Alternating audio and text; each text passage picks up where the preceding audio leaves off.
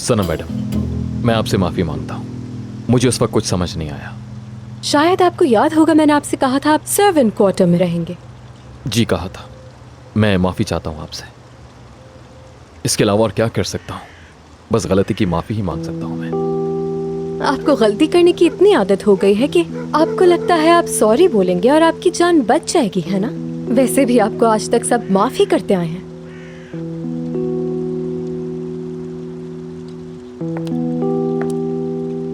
लेकिन मैं माफ नहीं करती।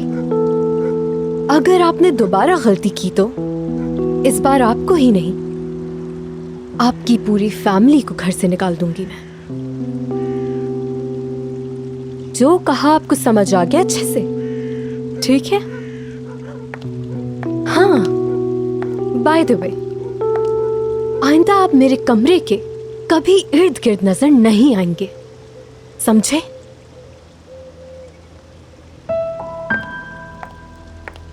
सनम मैडम,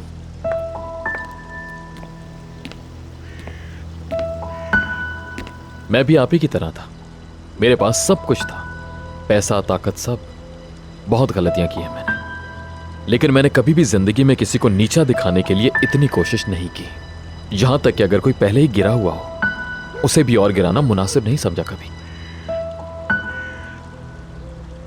यह काम मैंने जानबूझकर नहीं किया, और अब से जैसा आप चाहती हैं वैसा ही बिहेव करने की कोशिश करूंगा। बस आप खुश रहिए, और जो इनायतें आपने कर रखी हैं उसके लिए बहुत शुक्रिया।